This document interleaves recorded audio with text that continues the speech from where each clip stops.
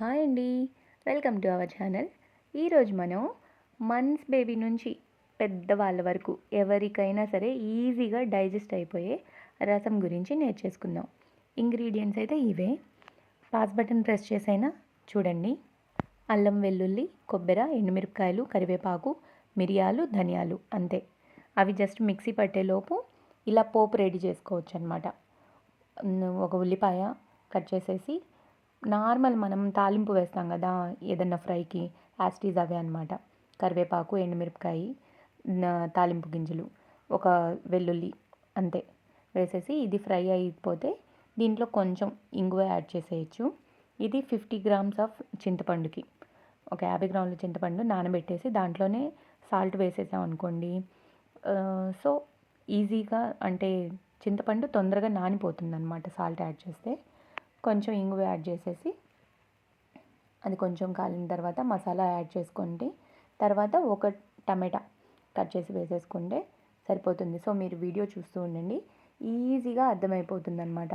స్టార్టింగ్లో ఎవరైనా cooking నేర్చుకోవాలనుకున్నా, job చేసేవాళ్ళు తక్కువ టైంలో కర్రీ ఏం చేసుకోవాలని అనుకున్నప్పుడైనా, లేదు మనం ఏదన్నా ఫంక్షన్కి వెళ్ళొచ్చినప్పుడు లేట్ నైట్ కదండి ఇప్పుడు పార్టీస్ అన్నీ ఉంటుంది.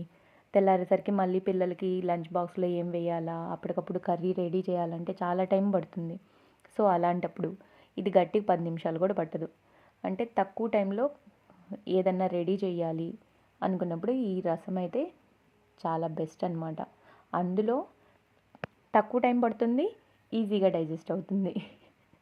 చిన్నపిల్లలు ఉన్న వాళ్ళ ఇంట్లో అయితే ఇంతకుముందు అయితే పక్కింటి వాళ్ళనో ఎదురింటి వాళ్ళనో అడిగేవాళ్ళు. చిన్న బేబీస్ ఉన్నారు అనుకుంటే రోజు వాళ్ళకి పప్పుచారు తినిపిస్తారు కదా ఈజీ డైజెషన్ కోసం. బట్ ఇప్పుడు ఇరుగు పొరుగుతో ఏదన్నా అడగాలి అనేంత దూరం ఎవరు వెళ్ళట్లేదు. జస్ట్ మాట్లాడడం వరకు అయితే ఓకే మాట్లాడుకుంటున్నారు, కానీ ఇది కావాలి అని ఎవరు అడగట్లేదులేండి. సో మనం ఇన్స్టెంట్గా రెడీ చేసుకోవడానికి ఇది చాలా ఈజీగా ఉంటుంది, సింపుల్గా ఉంటుంది. అయితే కాంబినేషన్స్ ఉంటాయి కదా, రసం ఒక్కటి చేసుకుంటే సరిపోదుగా. కాంబినేషన్స్ అయితే ఏ ఫ్రై అయినా సూపర్గా ఉంటుందన్నమాట.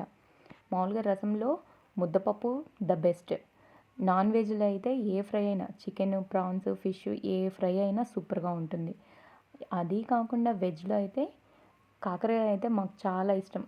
రసము కాకరకాయ ఫ్రై అంటే మో అలాగే దొండకాయ ఫ్రై కూడా బాగుంటుంది. మా ఇంట్లో ప్రతి ఒక్కరికి రసంతో పాటు ఏది చేసినా, ఒక అప్పడం ఫ్రై చేసి ఇచ్చేసినా ఓకే. చూస్తున్నారా, ఇలా మగ్గిన తర్వాత టమాటాలు అవి చింతపండు రసం యాడ్ చేసేస్తే ఇంకా అంతే. ఒక 2-3 మినిట్స్ వెయిట్ చేసేసి ఆఫ్ చేసేయడమే, ఇంకేమీ లేదనమాట. అసలు కుకింగ్ రాని వాళ్ళు కూడా ఈజీగా నేర్చుకోవచ్చు. నేనైతే మ్యాక్సిమం దాని మీదే కాన్సన్ట్రేట్ చేస్తున్నాను. సింపుల్గా వచ్చేయాలన్నమాట, ఈజీగా నేర్చుకుంటున్నాను ఫస్ట్.